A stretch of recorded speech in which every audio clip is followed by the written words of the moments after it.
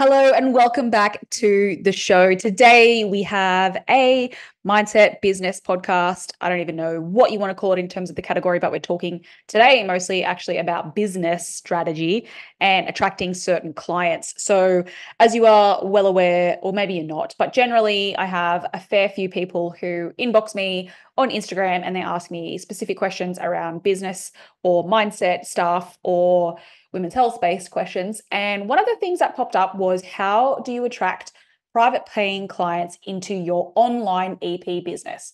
So I'm not quite sure if the person who asked this question actually has an online EP business, but for this episode in general, I'm going to be talking a little bit about what my strategy is for that and how you can implement this in either your online business, if you're doing that, or if you are in person and you need private paying clients in person.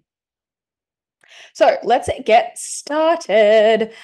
First of all, I just want to recap on the fact that I have never really looked at my work through thinking about it in terms of referrals under funded schemes such as Medicare or workers' comp insurance claims or I don't know what else is there, NDIS, or I don't even know what half of the actual funded schemes are because I've never looked at my business and thought this is where my income comes from or where my clients will come from. And I think this actually stems from being a personal trainer prior to working as an exercise physiologist. And in that world, you are attracting private paying clients for a service that is solving a problem for that particular person. And in my case, it was mostly weight loss or strength based work or toning, shall we call it. Every woman wanted to lose weight and tone up. And I feel like, oh, that just brought me so many memories of women inquiring and that was their goals. And now I don't hear that anymore. So I forgot that toning is even a thing. But even trying to explain what toning even was for those women was hard. But anyway, back then, that is what I did. I had to market myself as a personal trainer, attract people in who wanted weight loss goals or toning goals. And then obviously they would just privately pay for that ongoing. And there was no rebates, there was no Medicare, there was no third party payments unless it was. That's a lie, actually. Some of them had their parents paying for it because they were younger women, like teenagers. And I'm assuming their parents were paying for it because they were still at school. So I would say that was technically funded, but obviously not by a scheme, if that makes sense. So anyway, that is basically how I carried on marketing after I graduated and then moved into exercise physiology work. So if you don't know my story, I worked as a personal trainer in a gym, and basically on graduation, I just kept doing the same thing and now started to implement more marketing strategies towards exercise physiology based work. So more clinical work, more health conditions, complex problems, and women's health specifically. Obviously did 50-50, but to be quite honest, marketing yourself as a personal trainer who is really good at what they do will probably get you more clients than an exercise physiologist in most scenarios. And I think I just leaned into that quite a lot because people don't really know what an EP is, or they didn't. I guess people are becoming a little bit more aware of this now, but it definitely was not something that was really a commonly known, I guess, healthcare provider back in my days, which it wasn't really that long ago. But yeah, so basically I never really, I guess, honed the business strategy in on linking in with people who would refer clients under funded schemes. And to be really transparent with you, this is because I actually hated the paperwork. And I just didn't want to do reports of Medicare reports and putting, I can't even tell you about how much that just deterred me. And I think actually, to be honest with you, it was probably because I didn't really feel confident in knowing what to do. I worked alone and never had to do them before. So I didn't care enough about them to learn, let's be honest. But that's probably one of the really big reasons why I didn't. And I always found that it was just so arduous in a sense of getting referrals from maybe a GP who was referring under a care plan where it was bulk billed, or you're getting asked the question is your service bulk billed? And that just makes you feel incredibly devalued as a practitioner because I was getting paid more than that as a personal trainer at the same place doing the same thing with the client just before them. So I just never really resonated with it, and I didn't like doing it. I hated seeing GPs. I felt so inferior.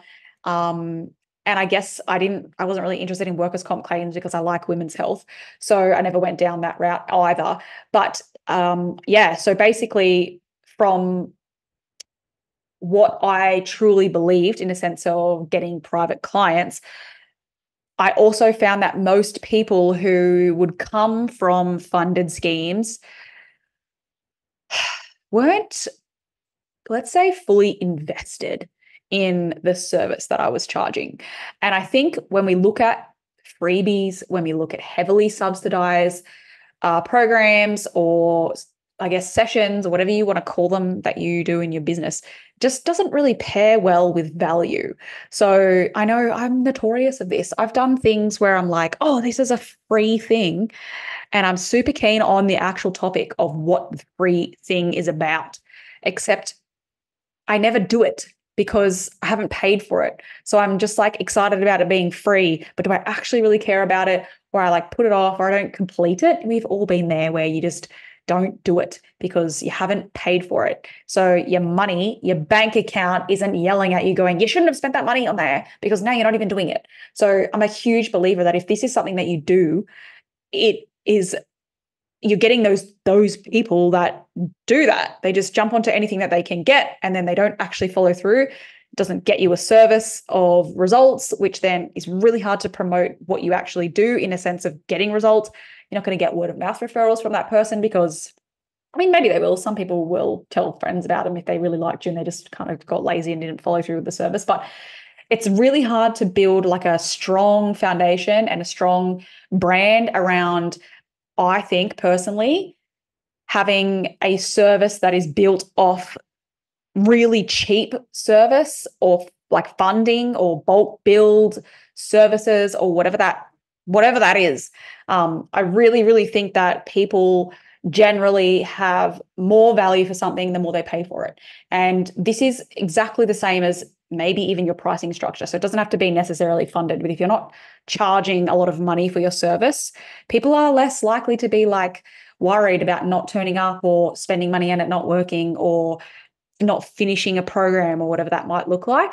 For me, if I've spent money on something and I've invested like what I consider to be a lot of money into a particular thing, like there's no way I'm not going to do it because I don't want to waste my money, and I will secretly feel guilty. I will sit there and be like, I should be doing this and I should finish that, and I don't want to not go to this thing because I'm paying a lot of money for this, and I'm just wasting it. So I personally think that's a really key point in your service structure to keep people accountable. We all know that exercise prescription is hard to keep people accountable in general. So if you're paying a lot of money for it, or what people do consider to be a significant chunk of money, then they're probably going to do it. So anyway, that's my personal belief. But if you are of a different opinion, that is also fine if you want to create services that are accessible for people. I think that's based on core values of a human, and you as a service provider. So that is each to their own. We won't get into that topic. But what I think it really does boil down to, in a sense of getting private paying clients, is conventional marketing strategies and messages that you portray within your marketing material, wherever that might be. So what is the problem that you actually solve? How do you actually solve this? And what does it look like for someone to have this problem solved, in the sense of what their actual goals are? Because no one says, like, I really, really want to have a strong pelvic floor. They want to not leak during exercise, or they don't want pelvic floor problems anymore, whatever their symptom is. They don't care about how they get there. That's what they want. So how do you solve it, and what does it look like for them in a life without that problem? And then you need to find the people that have this problem and want help solving it. So that's what I think it really boils down to. I personally use social media. I think social media is exceptional at doing this. It is a space at the moment that is actually quite saturated. Well, my feed is. I always think we think these things about social media based on our own feed. So obviously my whole feed is full of other people selling the same service as me or a similar service, or whereas I look at my partner's feed and his doesn't look like anything about buying programs from anyone because he doesn't look up that stuff. But I do think that it could be quite saturated, but it is also extremely valuable for people being able to actually find you. You can create content based on what problem people have, that you are solving. And then thanks to the algorithm, which I know people usually have a very negative association with, it will share it to people that are also looking for that type of content or that want that particular help, because they're searching for it and they're interacting with other people who share this content. And because yours is similar, it will come up in their explore feed. Obviously, there are social media strategies around this, and that is a whole can of worms that we will not be opening in this topic. However, I think if you are not utilizing social media, it is extremely important that you jump onto this. And this is regardless of whether you're in person or online. It is almost like the new resume of you. I know I'm notorious for looking for help in any particular thing, and I will be on my Instagram looking up their handle to see if they have a social media presence. I'm going to be judging them based on their content and what they do. I want to see who I'm going to be working with. I want to see the environment. I want to see results. And I want to get the vibe of, do I want to spend my money with this person? So I do it, and I'm sure you do it too. So think about what it would mean for someone to see your content and want to then work with you. So if you're not on social media, that's okay. That's fine. But I think when we look at private paying clients, they're going to be more enticed to come to you when they haven't been given a referral to come to you. They've just found you and you're solving their problem. So I personally like to create content that makes people consume and think to themselves, oh man, I really want to see her for X problem. Like I want them to click, yes, sign me up. I really like you. In most scenarios, I find that people who do actually inquire with me personally, they don't really know that I'm an exercise physiologist. They don't really care. And if they do know, then usually they're asking me what it actually means and how is this different from physio or maybe just a normal, regular personal trainer. And I really believe that the thing that matters most to people is generally, can you actually help me and fix my problem? I don't really care what your title is. I don't really care how you are different to everybody else, but I want this problem solved. And if you can help me, I will sign up to you. And this is what is so important in all of your content and what you're creating or messaging or in any of your marketing material, whether it's through, I don't know, I don't really know what people do other than social media and ads anymore, but I would say flyers or ads in newspapers, if that's still a thing. But that's basically it. I feel like social media is a great place because people can slowly expose themselves to you. And we all know that marketing, you need to be having multiple touch points with the same person for them to see who you are and what you do before they actually buy. And it used to be like 7. I remember being told it's like 7 touch points before the person will actually come and see you. But now I'm pretty sure it's more like 15. So you're going to be needing to see them a lot of times and repetitively thinking, oh, this person might be able to help me. And I think that's what social media does really, really well versus like a one-off ad somewhere that maybe they don't see it again or not for a really long time, unless it's obviously like a chain of ads on Facebook or something like that. So that's what I really feel is important. I personally also feel like this. So if I've had my previous back, hip, low back, sacrum, whatever you want to call it, SI joint issues that I've had, when I was looking for, let's say, more manual-based therapy, so I really wanted to get some more like dry needling done. I say that out loud, and in the back of my head, I'm like, I hate dry needling because I'm so like, I don't like the feeling of the needles going in, and it scares me so much that I basically twitch the whole time and like don't actually get, like I'm basically braced on the table, but I really like it at the outcome of it later. So I was looking for this and I was like, I don't care if it's a myo, an osteo, a chiro, a physio. I don't actually care who does this as long as they're really good at what they actually do. They know how to apply this and they get results. That's what I'm looking for. So I would imagine a lot of other people are doing exactly the same thing. They just don't really know that's what they're actually doing because they're a consumer and maybe they're not in business and they don't see it like that. Anyway, so I think if you're also on social media and you're showing all of your stuff, it's really, really important to show who you really are, especially to attract those genuine clients who want to just pay you privately or are happy to do that.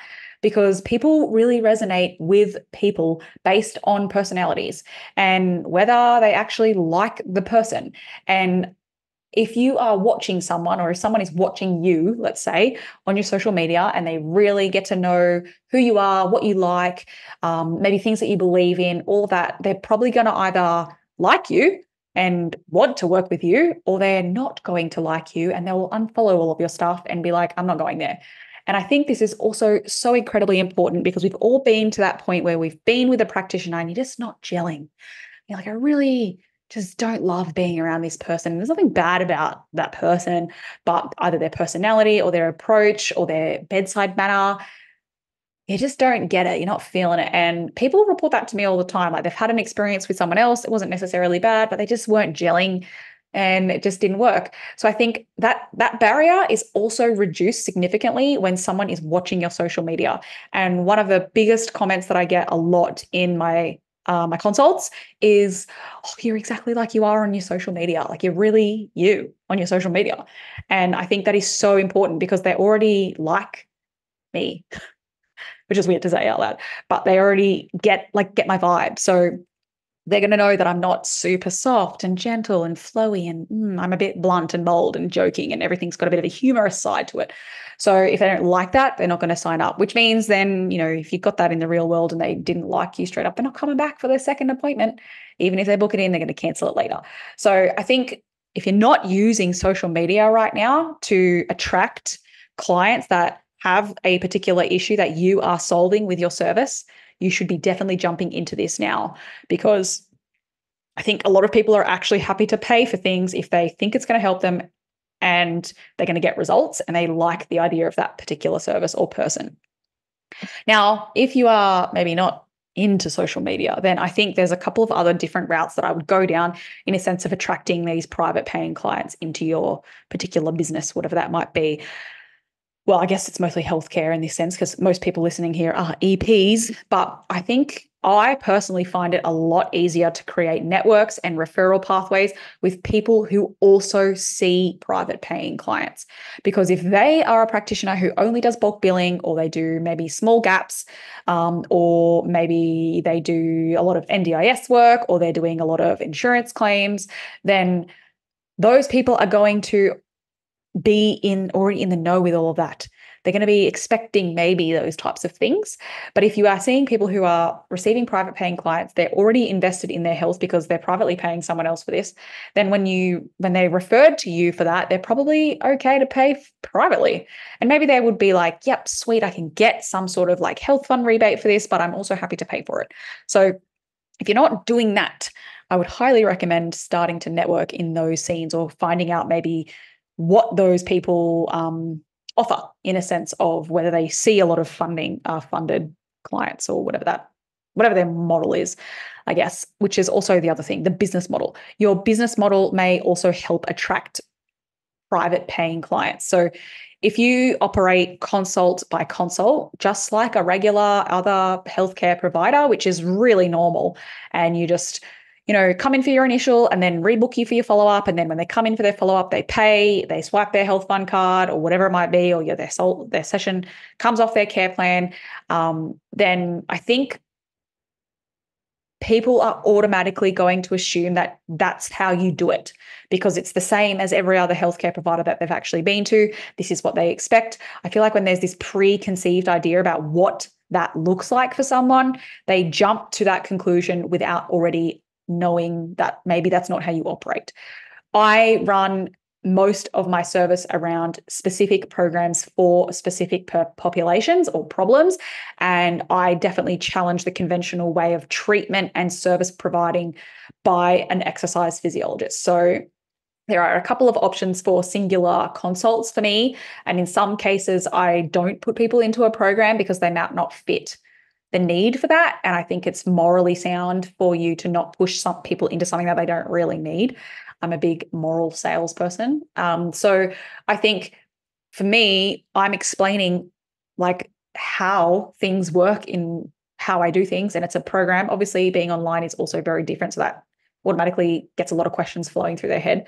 But they're already in the know that they're going to be signing up to some sort of program, whether that's like a 12-week block, whether it's like maybe a little bit longer than that, or the expectation might be 6 months. They're already getting that vibe. So I think they've already basically cut off that idea of it's funded, or it has ability to have funding, or I can get rebates for this, or whatever that might be. It's almost like I want to say like mysterious type of service, which sounds so wrong saying that out loud, but you know what I mean. You get the general idea. They're not in the know, so they just pure clean canvas for me to like pitch the program. But most of my clients that are obviously pretty much all my clients are private paying, or initially are anyway.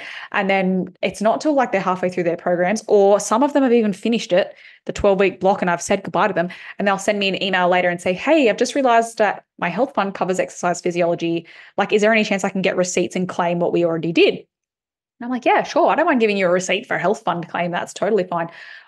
So there is funding available for them, or like rebates, should we say, but then they're not coming in with the expectation that that's what they're getting. For those who come under a care plan, I do take care plans. However, it is definitely not bulk billed. And most of the people that inquire about this are already interested in what the programs are about, and they're asking whether or not if they are able to use a care plan with me, because they're looking for a different provider to use their sessions with this year. So this is mostly in the endo population that I tend to get that for, or chronic pain, or if they've got like a chronic condition that's feeding into like pelvic floor issues or something like that. Then they'll say, I've already used these for someone else last year and I'd really like to use them for you if that's possible. But, they also say in their emails, I'm also happy to pay for this. So I think there's zero expectation that the funding is going to be there for them already, because I'm offering these programs that is very quite, I guess, different to the conventional ways that they've sought out help before. So I think if you're not implementing something like that, or you have just a general service model, then it might be a little bit harder initially. But I mean, there's no reason why you also can't, combat that anyway, and start getting people coming to you that are wanting to pay privately, or are happy to, shall we say. And the last thing that I think is really also important is developing a service that is so good and gets results and people love, that your clients actually go tell everybody to come and see you. Word of mouth is the most powerful referral pathway. And in most cases, it's going to trump any doubt about someone coming to see you purely based on the fact that they can get a rebate, or that they can get a health fund claim rebate, same thing, or a Medicare session with you. And I think there are going to be obviously scenarios, like I said, that people want to use this and they know that they can. And maybe it's not in their budget to pay privately. People are going through rough times. But at the same time, if someone like, let's say Jane, comes along and her best friend Susie says, go and see this practitioner, she will 100% give you the best service. It's the best I've ever seen. She really, really helped me. Then Jane is probably not going to have any hesitations about coming in to pay for the service privately. She's been referred by another probably private paying client. They might have asked how much the service already costs, so they're already prepared to be spending money on this. They might have asked what the commitment looked like and what the program, they've got a little bit more insight. So if you had to create your whole business on this, people actually telling everyone about them, then that's what I would be working on. Optimizing your service delivery, which can also set you apart so much from other practitioners or other competition in your area. And that in itself will build a reputation and a brand, even just in the community that you're in. So those are probably, I want to say, my top recommendations on attracting private paying clients into your business, whether it's online, whether it's in person. It's all relatively the same concepts. It just has to be applied a little bit differently, and who you network with, where they're actually from as well. But I think understanding those foundational concepts of getting away from the fact that you have to link in with people who provide payment schemes or funded schemes or whatever you want to call it. I don't even know what they're called because I don't do them, but it is actually I think it's a lot easier. I personally think it's a lot easier to just get someone to privately pay you because you're solving their problem. You just go directly to the private consumer, you sell them what you're doing, and they're like, yep, I'm signing up, and they buy. Whereas if you have to go through all of these different parties and get them to refer to you, and maybe they're eligible for care plans, maybe they've got some other sort of funding, and then someone else is in charge of whether that funding gets used or not, it just feels so sticky and messy to me. I can see its importance and I probably don't utilize it enough, if I'm really honest. But at the same time, I just don't want to. And that's what running your own business is about. You do what you want to do the way you want to do it. So that's what I've chosen to do. But if anyone does anything differently in getting private clients, I would absolutely love to hear your feedback on this and what you do and what works for you, because I think there is so much business out there for us EPs. That's one other thing I would love to do a podcast episode on, is collaboration over competition, and understanding that it's helpful to share things rather than just steal clients from other people or worry that other people are going to steal them from you. So yeah, let's share. If you've got anything that you do in particular where you found private paying clients, please shoot me an email over or send me an Instagram message. I'd love to hear and share that also with the community, because I think it's so valuable for us to improve how the public see exercise physiology in healthcare. And we as a community, or as a cohort, shall we say, actually need to do things about this too, and not just rely on, I guess, whatever's already out there. So if we do a better service and we get private paying clients all the time, they're going to be telling their friends, and their friends are going to come and see us. And then EP is now known as a thing, and not this weird gap between physios and personal trainers and all the other healthcare professionals that we seem to get confused with. So yeah, let me know. Otherwise, if you found value, don't forget to share this with anyone who you think would find it valuable as well. And if you're not already, subscribe to the show, give us a review, and hang around for the next couple of episodes. I've got some really cool stuff coming up in the next couple of months, so I'm really excited to share that with you. But once again, thanks for being here. I really, really do appreciate your attention. It's well spent. I think it's a great investment of your time, personally. But I will see you in the next one. Bye.